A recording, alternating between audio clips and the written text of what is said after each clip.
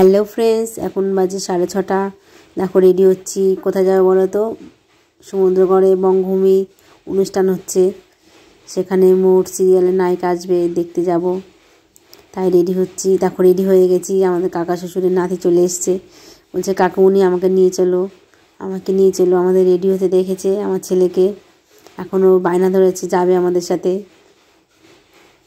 দেখো আমার ছেলে কেমন দুষ্টুমি করছে। চলে এসেছি, রাস্তা দিয়ে যাচ্ছি, ওর বাবার সাথে হাত ধরে যাচ্ছি। দেখো কেমন দুষ্টু, ও বলছে পোলে উঠবো, পোলে উঠবো। হাত হেঁটে হেঁটে যাবো না, একটু গাড়ি ঘোড়ার একটু ভিড়। ফাইনালি চলে আসলাম এখানে। ভালো মানুষ আর ওটা যোগ তো এত বছর ধরে একটা মেলা মানে এত সুন্দরভাবে হয়ে আসছে, আর আজকে সেটা 10 বছর পূর্ণতা পেল। সেটার জন্য কিন্তু অসংখ্য ধন্যবাদ আপনাকে, আপনার যারা এই মেলাটাকে এতদিন ধরে বয়ে নিয়ে এসেছেন। আজকে 10 বছর পূর্ণতা লাভ করছেন। বিকাশবাবুকে অসংখ্য ধন্যবাদ। আর সত্যি খুব ভালো লাগছে। আর আপনাদের কাছ থেকে আমি একটা কথা শুনতে চাই, এদিকে অনেক মানুষ কি ভালো লাগছে তো? ভালো লাগছে? আচ্ছা আপনারা বলুন এবার, মানুষ নিয়ে লড়াই করেছেন তো সেখান থেকে একটা ডায়লগ।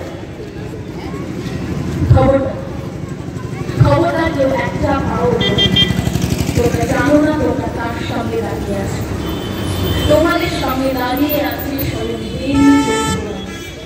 তোমরা যদি আমার গ্রামের মানুষের কোন রকম কোনো ক্ষতি করার চেষ্টা করো, তাহলে মনে রেখো আমার সাথে আছে বাবা ঠাকুর আর মাথার ওপর আছে মা ভবানী।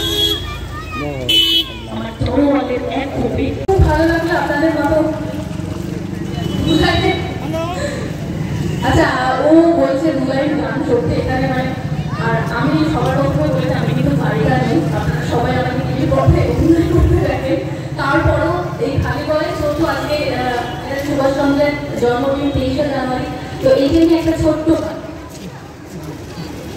বন্দে মাতরম বন্দে মাতরম সুজলাম সুফলাম মালয়জ শীতলাম।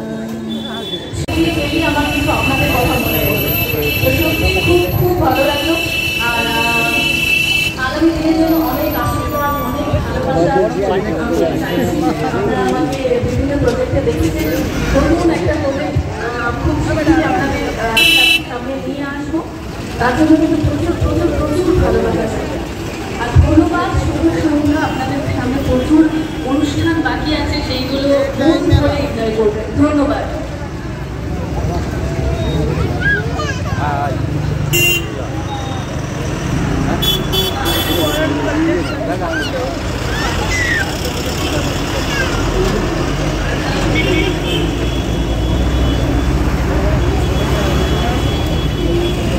আচ্ছা আরো গানও বলতে বলছে, কি বলতো বলুন তো?